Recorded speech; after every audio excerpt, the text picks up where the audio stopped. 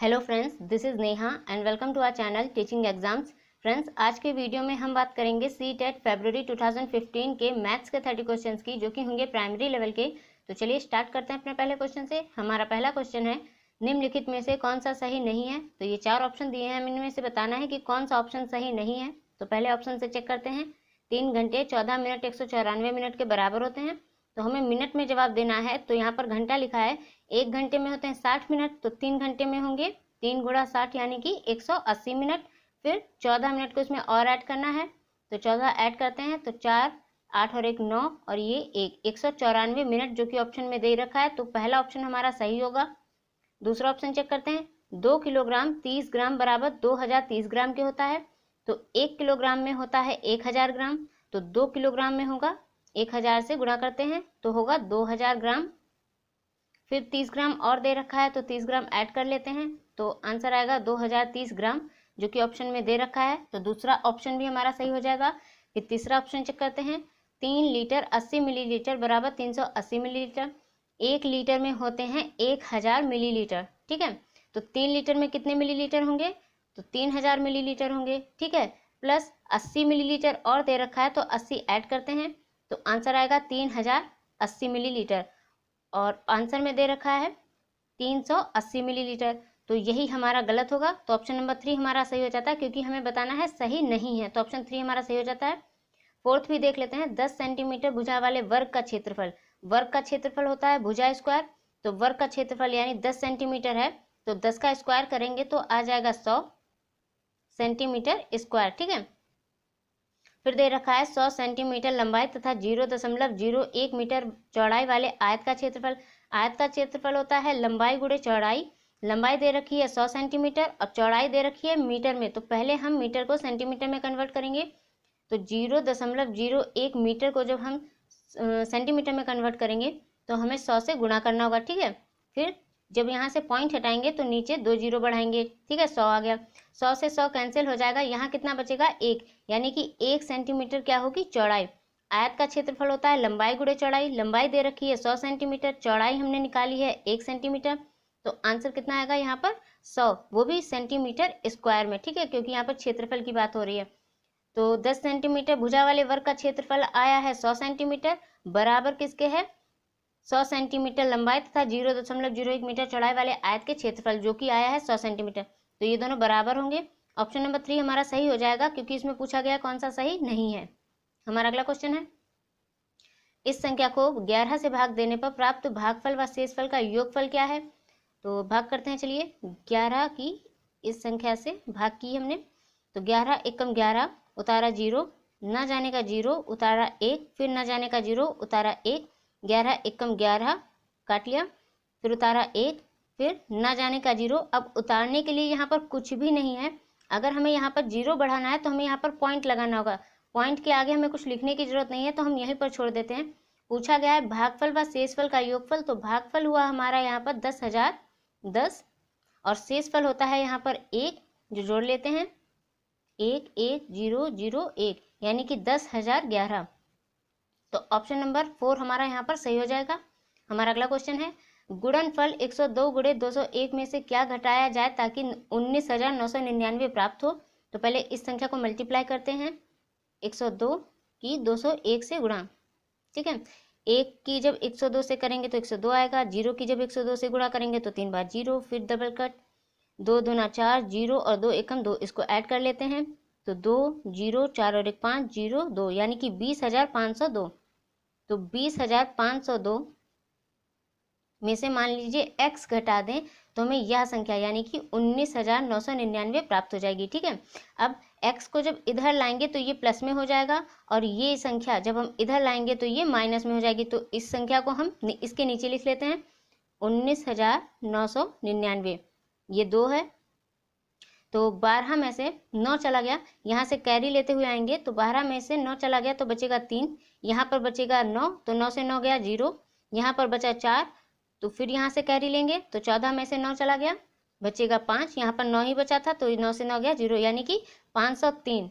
तो option number 1 हमारा यहाँ पर सही हो जाएगा, 503। हमारा अगला क्वेश्चन है, 2 और 2/3 समकोणों में डिग्रियों की संख्या क्या है। तो 2 और 2/3, 3 दूना 6, 6 में 2 जोड़ा 8, तो इसको हम इस तरह से भी लिख सकते हैं 8/3।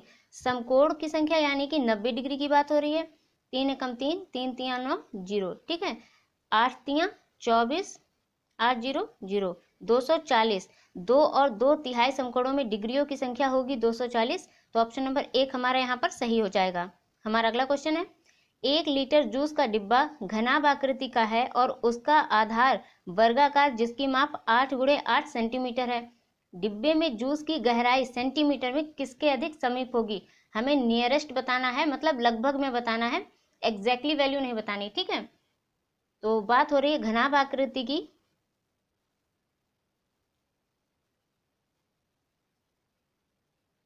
ठीक है। घनाभ आकृति और उसका आधार वर्गाकार है जिसकी माप 8x8 सेंटीमीटर है। तो जो मान लीजिए ये और ये 8 सेंटीमीटर हुआ, ठीक है। और वर्गाकार जिसकी माप 8x8 सेंटीमीटर है, हमें गहराई बतानी है, यानी कि हमें ये जो गहराई है इसके बारे में बताना है। तो गहराई 1 लीटर में 1000 सेंटीमीटर क्यूब होता है, ये आपको याद रखना होगा, ठीक है। ये वैल्यू आपको याद रखनी होगी, 1 लीटर बराबर 1000 सेंटीमीटर क्यूब होता है। और हमें बतानी है यहाँ पर गहराई, तो गहराई D बराबर 1000 जो कि सेंटीमीटर क्यूब है अपॉन ये वैल्यू 8x8। इसको जब हम सॉल्व करेंगे और ये सेंटीमीटर स्क्वायर में होगी, ठीक है। 2 ये पावर कट हुई, 3 यहाँ से कट हुई, तो यहाँ पर 1 पावर बची, यानी कि 1 सेंटीमीटर बचेगा। और इस वैल्यू को जब हम सॉल्व करेंगे तो आंसर आएगा 15.625। पॉइंट के बाद की संख्या 5 से बड़ी है, तो और यहाँ पर अधिक समीप पूछा है, एग्जैक्टली वैल्यू नहीं पूछी है, तो हम इसको 16 भी लिख सकते हैं, ठीक है। तो ऑप्शन नंबर 3 हमारा यहाँ पर सही हो जाएगा, 16। हमारा अगला क्वेश्चन है, निम्नलिखित कथनों में से कौन सा कथन सही है? नंबर 1, 3 विषम संख्याओं का गुणनफल एक सम संख्या है। नंबर 2, एक सम संख्या और एक विषम संख्या का अंतर एक सम संख्या हो सकता है। नंबर 3, 2 विषम संख्याओं और एक सम संख्या का योगफल एक सम संख्या है। नंबर 4, 3 विषम संख्याओं का योगफल एक सम संख्या है। तो इसको हम प्रैक्टिकली करते हैं, 3 विषम संख्याओं का गुणनफल एक सम संख्या है। तो कोई भी 3 विषम संख्या ले लीजिए, मान लीजिए 1 गुणनफल बताना है, तो 1 गुणा 3 गुणा 5, तो 1 तिया 3, 3 पचे 15। तो ये तो गलत हो गया और हमें सही कथन बताना है। दूसरा ऑप्शन चेक करते हैं, मान लीजिए एक सम और एक विषम, तो 5 विषम संख्या हो गई, सम संख्या 2 हो गई, बचा कितना 3। तो सम संख्या हो सकता है? तो नहीं, ये तो विषम है, तो ऑप्शन नंबर 2 भी हमारा गलत हो जाता है। फिर 2 विषम संख्याओं और एक सम संख्याओं का योगफल, 2 विषम संख्याएं मान लीजिए 1 और 3 और एक सम संख्या मान लीजिए 2 का योगफल एक सम संख्या, तो 3 2 5 और 1 6 का एक सम संख्या है, हाँ है। 2 विषम संख्याएं 1 और 3 हो गई, फिर एक सम संख्या 2 हो गई, का योगफल जोड़ दिया तीनों को, तो 1 3 4 और 2 6, एक सम संख्या है। तो ऑप्शन नंबर 3 हमारा यहाँ पर सही हो जाएगा। इसको भी चेक कर लेते हैं, 3 विषम संख्याओं का योगफल एक सम संख्या है, तो 3 विषम संख्याएं मान लीजिए 1 3 5, ये तीनों विषम संख्याएं हैं। अब इनका योगफल पूछा है, तो 3 और 1 4 5 9, क्या एक सम संख्या हो रही है? नहीं हो रही है, तो ऑप्शन नंबर 3 हमारा सही हो जाएगा। 2 विषम संख्याओं और एक सम संख्याओं का योगफल एक सम संख्या है। हमारा अगला क्वेश्चन है, इन संख्याओं में से हमें 5 के स्थानीय मानों का योगफल बताना है। तो देखिए, इस संख्या में 5 के बाद एक ही संख्या है, तो 5 गुणे 10 यानी 50। फिर इस संख्या में 5 का स्थानीय मान निकालते हैं, तो इसके बाद इस 5 के बाद 2 संख्या है, तो हम 100 से गुणा करेंगे तो हुआ 500। फिर इस संख्या में 5 के बाद 3 संख्या है, तो हम 1000 से गुणा करेंगे, ठीक है, तो हुआ 5000। पूछा जा रहा है योगफल इनका क्या है, तो 5550। ऑप्शन नंबर हमारा सही हो जाएगा 3, 5550। हमारा अगला क्वेश्चन है, प्राथमिक स्तर पर 10 ग्राम बिंदु के खेल, प्रतिरूप इत्यादि का प्रयोग विद्यार्थियों की सहायता करते हैं। नंबर 1, मूलभूत, यहाँ पर मूलभूत होगा, मूलभूत संक्रियाओं को समझने में। नंबर 2, स्थानिक समझ की योग्यता में वृद्धि के लिए। नंबर 3, संख्याओं की तुलना का बोध विकसित करने में। नंबर 4, परिकलन कौशलों के संवर्धन में। तो प्राथमिक स्तर पर 10 ग्राम बिंदु के खेल, प्रतिरूप इत्यादि प्रयोग विद्यार्थियों की सहायता करते हैं स्थानिक समझ की योग्यता में वृद्धि करने के लिए। ऑप्शन नंबर 2 हमारा यहाँ पर सही होगा। हमारा अगला क्वेश्चन है, निम्नलिखित में से कौन सा प्राथमिक स्तर गणित शिक्षण की पाठ्यचर्या अपेक्षाओं के साथ मेल नहीं खाता है? नंबर 1, भिन्न को पूर्ण के अंश के रूप में प्रदर्शित करना तथा सरल भिन्नों को व्यवस्थित करना। नंबर 2, वर्गीकृत आंकड़ों के निरूपण का विश्लेषण करना तथा निष्कर्ष निकालना। नंबर 3, दैनिक जीवन की तार्किक कार्यप्रणाली तथा गणितीय सोच के बीच संयोजन का विकास। नंबर 4, मानक परिकलन प्रणाली से संख्या संबंधी संक्रियाओं के करने में भाषा और प्रतीक चिन्हों का विकास। तो प्राथमिक स्तर गणित शिक्षण की पाठ्यचर्या अपेक्षाओं के साथ मेल नहीं खाता है, तो ऑप्शन नंबर 2 हमारा सही हो जाएगा। वर्गीकृत आंकड़ों के निरूपण का विश्लेषण करना तथा निष्कर्ष निकालना। हमारा अगला क्वेश्चन है, गणित की शिक्षा का मुख्य ध्येय है। नंबर 1, ज्यामिति के प्रमेयों और उनके प्रमाणों का स्वतंत्र रूप में सृजन करना। नंबर 2, विद्यार्थियों को गणित समझने में सहायता करना। नंबर 3, उपयोगी क्षमताओं को विकसित करना। नंबर 4, बच्चों की गणितीय प्रतिभाओं का विकास करना। तो गणित की शिक्षा का मुख्य ध्येय या फिर कह सकते हैं कि गणित की शिक्षा का मुख्य उद्देश्य जो होता है वो बच्चों की गणितीय प्रतिभाओं का विकास करना होता है। ऑप्शन नंबर 4 हमारा यहाँ पर सही होगा। हमारा अगला क्वेश्चन है, एक शिक्षिका गणित के संप्रत्ययों को सिखाते हुए खोजपरक उपागम का उपयोग करती है, विद्यार्थियों की व्यवहारिक क्षमताओं का उपयोग करती है और उनको चर्चा में शामिल करती है। वह इस युक्ति का प्रयोग किस लिए करती है? नंबर 1, गणित शिक्षण के उच्चतर उद्देश्य की प्राप्ति के लिए। नंबर 2, विद्यार्थियों में व्यवहारिक क्षमताओं के विकास के लिए। नंबर 3, एक निश्चित प्रकार की सोच व तार्किकता विकसित करने के लिए। नंबर 4, गणित शिक्षण के संकीर्ण उद्देश्य की प्राप्ति के लिए। तो एक शिक्षिका गणित के संप्रत्ययों को सिखाते हुए खोजपरक उपागम का उपयोग करती है, विद्यार्थियों की व्यवहारिक क्षमताओं का उपयोग करती है, यानी कि जो उनकी प्रैक्टिकल इंटेलिजेंस है उनका वो उपयोग कर रही हैं, उनको चर्चाओं में शामिल कर रही हैं। तो इस युक्ति का जो प्रयोग है वह किस लिए करती हैं? तो ऑप्शन नंबर 3 हमारा यहाँ पर सही हो जाएगा, एक निश्चित प्रकार की सोच व तार्किकता विकसित करने के लिए। हमारा अगला क्वेश्चन है, एक शिक्षिका कक्षा 5 की शैलजा से एक आकृति के परिणाम के बारे में पूछती हैं। वह शैलजा से उसके हल को अपने शब्दों में बताने को भी कहती हैं। शैलजा समस्या का सही हल करने में सक्षम थी परंतु उसकी व्याख्या करने में सक्षम नहीं थी। यह शैलजा की निम्न विशेषता प्रदर्शित करता है। नंबर 1, कम आत्मविश्वास स्तर तथा कम गणितीय कौशल। नंबर 2, परिमाप के संप्रत्यय की कम समझ परंतु अच्छी मौखिक योग्यता। नंबर 3, निम्न स्तरीय भाषा प्रवीणता और निम्न स्तरीय गणितीय प्रवीणता। नंबर 4, निम्न स्तरीय भाषा प्रवीणता और उच्च स्तरीय गणितीय प्रवीणता। तो एक शिक्षिका कक्षा 5 की शैलजा से एक आकृति के परिणाम के बारे में पूछती हैं। वह शैलजा से उसके हल को अपने शब्दों में बताने को भी कहती हैं। शैलजा समस्या हल कर लेती है लेकिन उस समस्या की जो व्याख्या होती है उसको करने में सक्षम नहीं होती है। तो शैलजा की निम्न विशेषता क्या प्रदर्शित करती है? तो ऑप्शन नंबर 4 हमारा सही हो जाएगा, निम्न स्तरीय भाषा प्रवीणता और उच्च स्तरीय गणितीय प्रवीणता। उच्च स्तरीय गणितीय प्रवीणता क्यों? क्योंकि वो हल कर लेती है क्वेश्चन को लेकिन उसकी व्याख्या यानी भाषा प्रवीणता है वो नहीं कर पाती है। तो निम्न स्तरीय भाषा प्रवीणता और उच्च स्तरीय गणितीय प्रवीणता। हमारा अगला क्वेश्चन है, गणित की पाठ्य पुस्तक में विभिन्न प्रकरणों में खंड अभ्यास समय को समावेशित करने का उद्देश्य क्या है? नंबर 1, विद्यार्थियों को आनंद व मस्ती प्रदान करना। नंबर 2, दैनिक जीवनचर्या में बदलाव करना। नंबर 3, समय का बेहतर सदुपयोग सुनिश्चित करना। नंबर 4, विस्तृत अधिगम अवसर प्रदान करना। तो गणित की पाठ्य पुस्तक में विभिन्न प्रकरणों में खंड अभ्यास समय को समावेशित करने का उद्देश्य क्या होगा? तो ऑप्शन नंबर 4 हमारा सही होगा, विस्तृत अधिगम अवसर प्रदान करना। हमारा अगला क्वेश्चन है, प्राथमिक अवस्था में गणित में रचनात्मक मूल्यांकन में अंतर्निहित है। नंबर 1, अधिगम में असंगति को और शिक्षण में कमियों को पहचानना। नंबर 2, सामान्य त्रुटियों को पहचानना। नंबर 3, क्रिया प्रणाली के ज्ञान और विश्लेषणात्मक प्रतिभाओं की परीक्षा। नंबर 4, विद्यार्थियों के ग्रेड और रैंक। तो रचनात्मक मूल्यांकन क्या होता है? Formative assessment. रचनात्मक मूल्यांकन में हम शिक्षण के दौरान जो हम उनका आकलन करते हैं अपने शिक्षार्थियों का, उसे कहेंगे रचनात्मक मूल्यांकन। तो प्राथमिक अवस्था में गणित में रचनात्मक मूल्यांकन में अंतर्निहित है। तो ऑप्शन नंबर 1 हमारा सही हो जाएगा, अधिगम में असंगति को और शिक्षण में कमियों को पहचानना। हमारा अगला क्वेश्चन है, कक्षा में गणितीय मनोरंजनात्मक क्रियाकलाप तथा चुनौतीपूर्ण ज्यामितीय पहेलियों संबंधी क्रियाकलाप महत्वपूर्ण है क्योंकि नंबर 1, वे गणित में कम सफल शिक्षार्थियों तथा मंद गति से सीखने वाले शिक्षार्थियों में रुचि उत्पन्न करने में सहायक होते हैं। नंबर 2, वे विद्यार्थियों को उनकी गणित कक्षा की एक रूपता तथा दैनिकचर्या के कारण होने वाली ऊब से बाहर लाते हैं।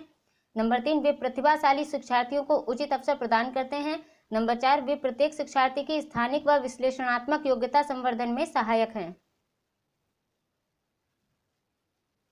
तो पूछा जा रहा है कक्षा में गणितीय मनोरंजनात्मक क्रियाकलाप तथा चुनौतीपूर्ण ज्यामितीय पहेलियों संबंधी क्रियाकलाप महत्वपूर्ण हैं क्योंकि ऑप्शन नंबर 4 हमारा यहाँ पर सही हो जाएगा। वे प्रत्येक शिक्षार्थी की स्थानिक व विश्लेषणात्मक योग्यता संवर्धन में सहायक हैं। हमारा अगला क्वेश्चन है, वैदिक गणित आजकल विशेष रूप से प्राथमिक विद्यालय के बच्चों में बहुत लोकप्रिय होता जा रहा है। इसका प्रयोग निम्नलिखित में से किसके विकास या संवर्धन में होता है? नंबर 1, विद्यार्थियों की गणित में परिकलन प्रक्रिया की समझ। नंबर 2, विद्यार्थियों के गणित में समस्या समाधान कौशल। नंबर 3, विद्यार्थियों की गणित में एकाग्रता। नंबर 4, गणित में गणना के कौशल तथा गति।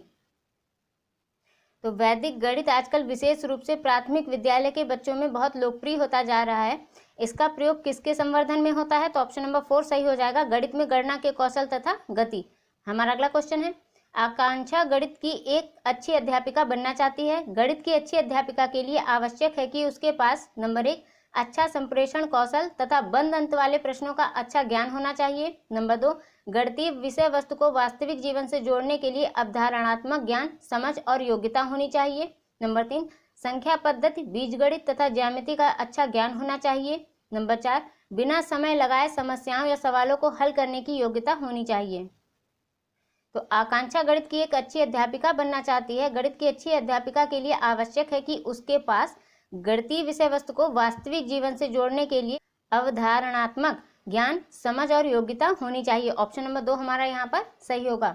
हमारा अगला क्वेश्चन है, एक अध्यापिका अपनी कक्षा में गुणा को बार बार किए जाने वाले जोड़ के रूप में बता रही है। उसके बाद समान संख्या की वस्तुओं का समूहन कर गुणा के रूप में बताती है। तत्पश्चात चिन्ह गुणा से परिचित कराती है तथा अंत में गुणनफल पता करने के लिए आड़ी तिरछी रेखाओं अथवा माचिस की तीलियों की सहायता से एक छोटा क्रियाकलाप कराती है। यहाँ अध्यापिका क्या कर रही है?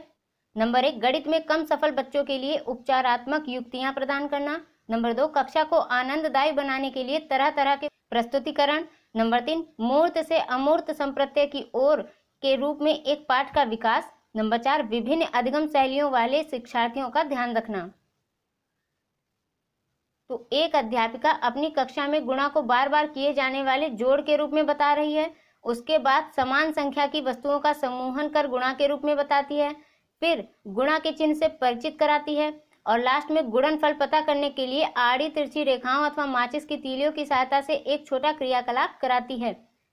तो यहाँ अध्यापिका क्या कर रही है? तो ऑप्शन नंबर 3 हमारा सही हो जाएगा, मूर्त से अमूर्त संप्रत्यय की ओर के रूप में एक पाठ का विकास।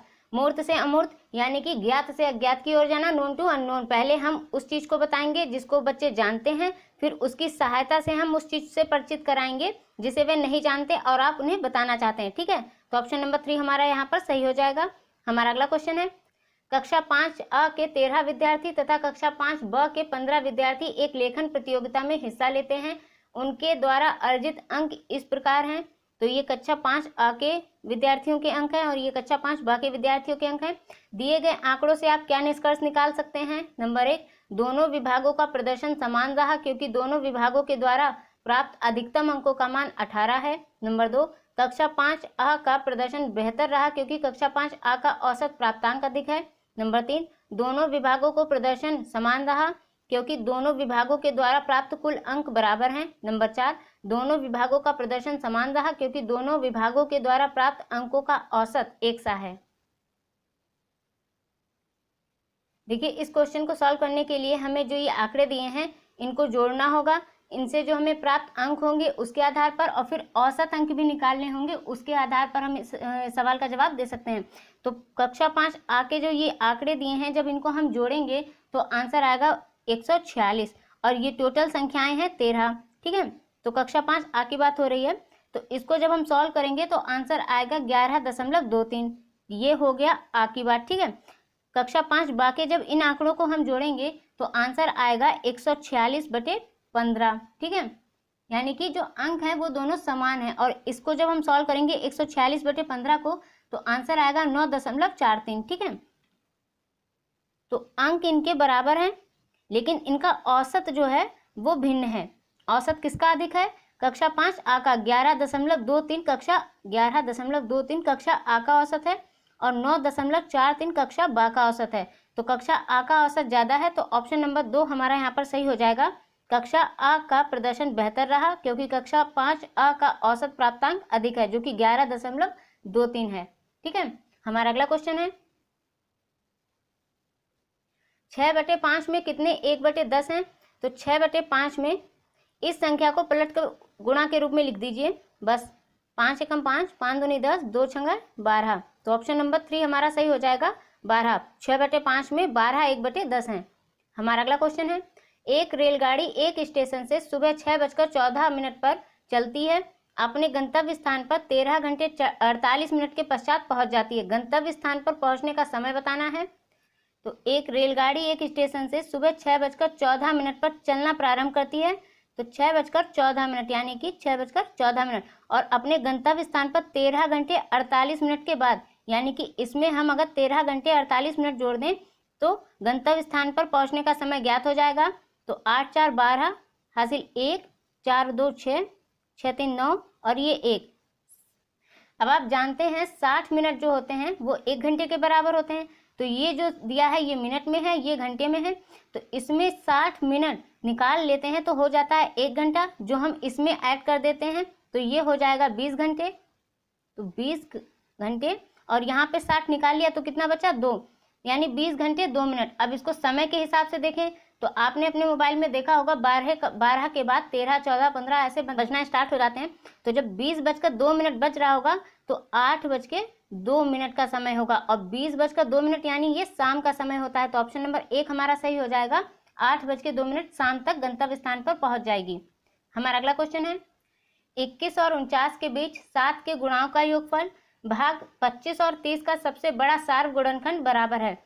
तो 21 और 49 के बीच 7 के गुणाओं का योगफल 21 और 49 यानी 7 के पहाड़े में 21 और 49 के बीच और कौन कौन सी संख्याएं आती हैं? तो 7 चौके 28, 7 पच्चे 35, 7 छंग 42, फिर 7 सत्ते 49 होता है। तो हमें 49 और 21 और 49 के बीच की बतानी है। तो ये 3 संख्याएं 21 और 49 के बीच होंगी। 7 के गुणाओं का योगफल पूछा जा रहा है तो हम इन तीनों संख्याओं को जोड़ देंगे। 8 5 13, 13 2 15 हासिल लगा 1, 2 और 1 3, 3 3 6, 6 4 10 यानी 105। तो 21 और 49 के बीच 7 के गुणाओं का योगफल निकला है 105। अब भाग 25 और 30 का सबसे बड़ा सार्व गुणनखंड, सबसे बड़ा सार्व गुणनखंड यानी कि HCF यानी कि मासा निकालना है। तो ऐसी संख्या जो 25 को भी काटे और 30 को भी काटे तो वो होगी 5 और हमें इनका भाग बताना है। तो बटे में लिख देते हैं 5, 5 एकम 5, 5 दूने 10, 5 एकम 5 यानी 21। तो ऑप्शन नंबर 4 हमारा सही हो जाएगा 21। हमारा अगला क्वेश्चन है 96 के सभी धनात्मक गुणनखंडों का योगफल क्या है? तो 96 के गुणनखंड निकालते हैं। 96 जो है वो जिस संख्या से कट जाती है उस संख्या को लिख लेना है और उनका योगफल पूछा जा रहा है तो उन्हें जोड़ देना है, हमारा आंसर आ जाएगा। तो 96 तो सबसे पहले 1 से ही कट जाएगा तो एक गुणनखंड हुआ हमारा 1 और 96 स्वयं 96 से भी कट जाएगा तो दूसरा गुणनखंड हुआ हमारा 96। अब 96 2 से कट जाता है, 2 एकम 2, 2 चौके 8, 2 अट्ठे 16। तो जिससे नीचे आप काट रहे हैं, जिस संख्या से माना 2 से काट रहे हैं तो एक गुणनखंड तो हमारा 2 हो गया और अगर ये इससे 2 से कट जाता है तो एक गुणनखंड 2 हो गया और जितने से कटा है जैसे 48 से कटा है तो एक गुणनखंड हमारा यहाँ पर 48 भी हो गया। अब 3 से काट कर देखते हैं। 3 एकम 3, 3 तिया 9, 3 दूनी 6 यानी कि एक गुणनखंड हमारा 3 भी होगा और 3 तिया 9, 3 दूना 6 यानी 32 भी हमारा एक गुणनखंड होगा। फिर 4 से काट कर देखते हैं। 4 एकम 4, 4 दूनी 8, 4 चौके 16 यानी कि ये 4 से कट रहा है तो एक गुणनखंड हमारा 4 भी होगा और एक गुणनखंड हमारा यहाँ पर 24 भी होगा। फिर इसको क्लीन कर लेते हैं। ठीक है, फिर 4 तक हो गया था। 5 से ये नहीं कटेगा। 6 से काट कर देखते हैं। 6 कम 6, 6 कम 6, उधर गया 3, 6 36 यानी ये 6 से कट रहा है तो एक गुणनखंड हमारा यहाँ पर 6 बना और एक गुणनखंड बना यहाँ पर हमारा 16। फिर 7 से काट कर देखते हैं। 7 एकम 7 नहीं कटता है। 8 से काट के देखते हैं। 8 एकम 8, 8 दूनी 16 यानी ये 8 से भी कट रहा है और 12 से भी कट रहा है। 9 से नहीं कटता, अब ये किसी से भी नहीं कटेगा आगे। ठीक है, तो हमारे इतने गुणनखंड जो हुए वो हुए 96 के धनात्मक गुणनखंड। तो 96 के सभी धनात्मक गुणनखंड जो हैं वो हुआ 1, 96, 2, 48, 3, 32, 4, 24, 6, 16, 8 और 12। इन सभी संख्याओं को जब हम जोड़ लेंगे, क्योंकि योगफल पूछा है, तो आंसर आएगा हमारा 252। ऑप्शन नंबर 2 हमारा यहाँ पर सही होगा।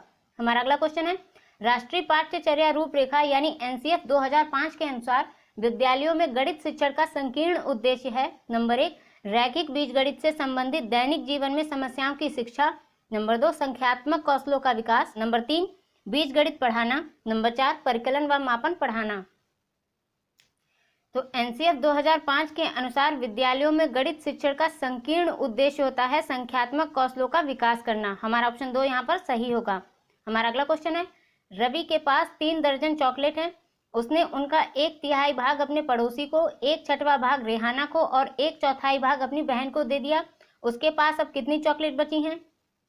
तो रवि के पास 3 दर्जन, 1 दर्जन में होते हैं 12, तो 3 दर्जन में होंगे 3 गुणा 12, 12 तियां 36। ठीक है, उसने उनका 1/3 यानी 36 का 1/3 भाग अपने पड़ोसी को दे दिया है। तो 36 का 1/3 भाग कितना हुआ? गुणा 1/3, 3 एकम 3, 3 दूना 6, यानी 12 भाग जो है वो पड़ोसी को दे दिया है। फिर 1/6 भाग रेहाना को दिया है, यानी 36 का जो 1/6 भाग है वो रेहाना को दिया है। 6 एकम 6, 6 छम 36, यानी कि 6 दिए हैं, 6 चॉकलेट दिए हैं रेहाना को। अब 1/4 भाग अपनी बहन को दिया है। तो 36 का 1/4 भाग, 4 एकम 4, 4 निमा 36, यानी 9 चॉकलेट दिए हैं अपनी बहन को। तो 12, 6 और 9, तो 1/3 भाग पड़ोसी को जो कि 12 हुआ, 1/6 भाग रेहाना को जो कि 6 हुआ और 1/4 भाग अपनी बहन को जो कि 9 हुआ। ठीक है, तो इतनी चॉकलेट्स उन्होंने बांट दी रवि ने। ठीक है, तो 12 और 6 कितना हुआ? 18, 18 और 9 होता है 27। ठीक है, तो कितने चॉकलेट थी? टोटल चॉकलेट थी 36, बांट दी है 27, तो बची कितनी है? 9। ठीक है, तो ऑप्शन नंबर 1 हमारा सही हो जाता है 9। हमारा अगला क्वेश्चन है, एक वर्ग का परिमाप 44 सेंटीमीटर है। एक आयत का परिमाप इस वर्ग के परिमाप के बराबर है। आयत की लंबाई वर्ग की भुजा से 5 सेंटीमीटर अधिक है।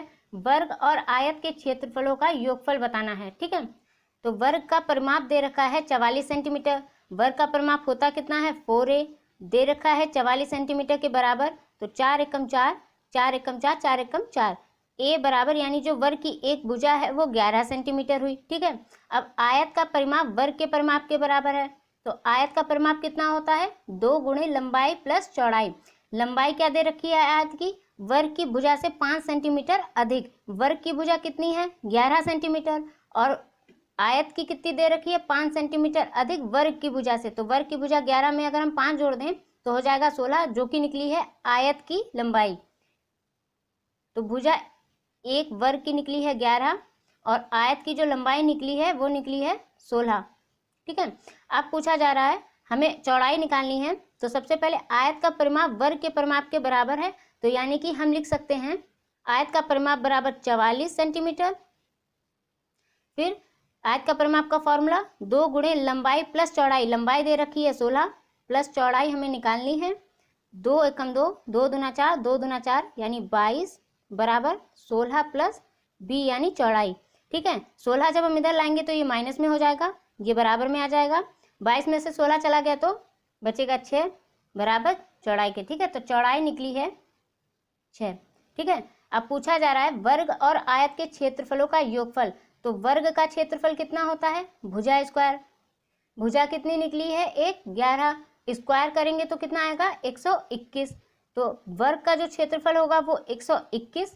फिर आयत का क्षेत्रफल पूछा जा रहा है। आयत का क्षेत्रफल कितना होता है? लंबाई गुणे चौड़ाई, यानी कि 16 गुणे 6, 6 36, हासिल लगा 3, 6 कम 6, 6 और 3 9, यानी कि आयत का जो क्षेत्रफल निकला है वो है 96। और योगफल पूछा जा रहा है तो जोड़ देते हैं, 6 और 1 7, 9 और 2 11, हासिल 1, 1 और 1 2, यानी 217 सेंटीमीटर स्क्वायर। तो ऑप्शन नंबर 1 हमारा सही हो जाता है 217 सेंटीमीटर स्क्वायर, वर्ग और आयत के क्षेत्रफलों का योगफल।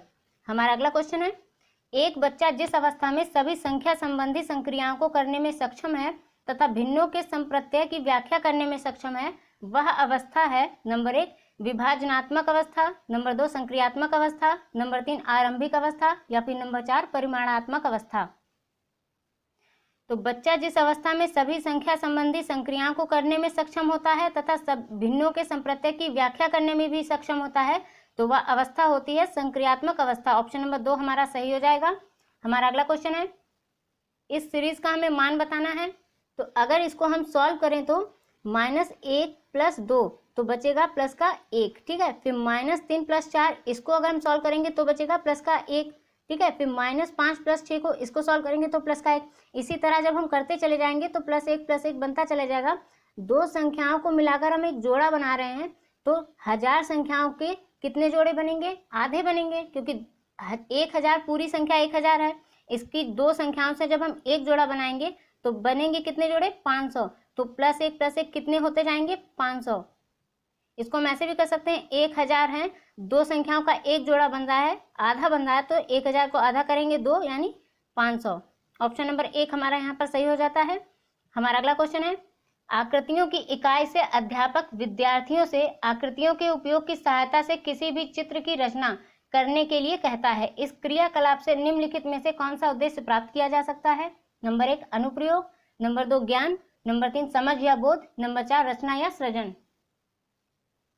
तो आकृतियों की इकाई से अध्यापक विद्यार्थियों से आकृतियों के उपयोग की सहायता से किसी भी चित्र की रचना करने के लिए कहता है। इस क्रियाकलाप से कौन सा उद्देश्य प्राप्त किया जा सकता है? तो ऑप्शन नंबर 4 सही हो जाएगा, रचना या सृजन, यानी कि क्रिएटिविटी। कक्षा 4 का छात्र अर्जुन संख्या प्रणाली से संबंधित सभी प्रश्नों का उत्तर मौखिक रूप से दे सकता है, परंतु संख्या प्रणाली पर आधारित समस्याओं के हल लिखने में गलतियां करता है। लिखने में उसकी त्रुटियों को सुधारने के लिए सबसे अच्छी उपचारात्मक तकनीक है, नंबर 1 उसे 10 अभ्यास परीक्षाएं देना चाहिए, नंबर 2 वास्तविक जीवन के अनुभवों को गणितीय संकल्पनाओं के साथ संबंधित करना, नंबर 3 उसको एक कार्य पत्रक देना जिसमें समस्याएं आंशिक रूप से हल की गई हों और उसे खाली स्थान भरने हों, नंबर 4 संख्या प्रणाली की समस्याएं हल करने के लिए एक से अधिक तरीके सिखाना।